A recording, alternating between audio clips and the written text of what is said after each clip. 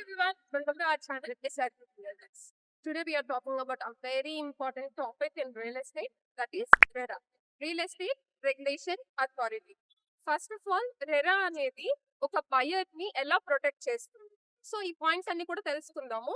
So ఇంకొక విషయం కూడా నేను మీకు చెప్పాలనుకుంటున్నాను, ఎందుకంటే it's just information purpose only. Because నేను రీసెంట్ గా కొన్ని న్యూస్ ఛానల్స్ లో చూసాను అనమాట. ఏంటంటే రెరా మీద కొన్ని అలిగేషన్స్ ఉన్నాయి. అలాగే మనకి రెరా అనేది కొన్ని ప్రాజెక్ట్స్ మీద ఫైర్ అయ్యిందని చెప్పేసి నోటీసులు పంపించిందని కూడా ఉంది. But one thing is clear, ఏంటంటే RERA has definitely increase accountability. అది మనకి కళ్ళ ముందే తెలుస్తుంది. సో ఆ ఎలిగేషన్స్ ఏంటి అంటే సెటిల్మెంట్స్ చేస్తున్నారు అనేసి, అండ్ రీసెంట్ గా కొన్ని ప్రాజెక్ట్స్ కి సో ఏంటంటే రిజిస్ట్రేషన్స్ లేకుండా బ్లాక్స్ సేల్ చేస్తున్నారు అనేసి. సెకండ్ థింగ్ ఏంటి అంటే ఎవరైతే న్యూ బయర్స్ ఉంటారో వాళ్ళకి రిజిస్ట్రేషన్స్ త్వరగా కంప్లీట్ చేయట్లేదు అని చెప్పేసి కొంతమందికి నోటీసులు పంపించింది అనేసి నేనైతే న్యూస్ ఛానల్లో చూసాను. ఆ 2 వీడియో లింక్స్ అనేవి నేను డిస్క్రిప్షన్ లో ఇస్తాను, just for information purpose only. మీరు ఒకసారి చెక్ చేయండి. సో నెక్స్ట్ వచ్చేసి ఈ వీడియోలో మనం కొన్ని ఇంపార్టెంట్ పాయింట్స్ అయితే తెలుసుకుందాం రెరా గురించి. Everyone should know about RERA అండి. ఏంటంటే when RERA was introduced and why was it brought into real estate sector, alage what RERA actually do. RERA Act was passed in 2016 and it was created to protect the home buyers, control illegal projects, alage make builders accountable, increase transparency annamata.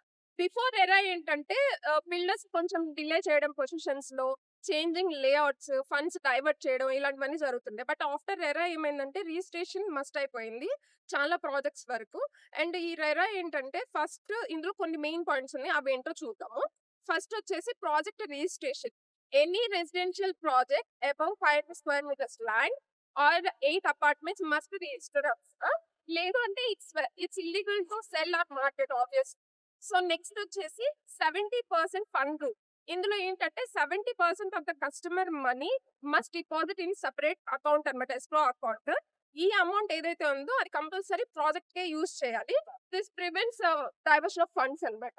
So next వచ్చేసి compensation. డిలేలో మనకి ఏంటంటే delay అయింది అనుకోండి project position ఇచ్చేదానిలో, RERA will take proper actions on it. And again ఇంకోటి ఏంటంటే complaint system కూడా ఉంది. ఏదైనా ప్రాబ్లం ఉన్నప్పుడు రెరా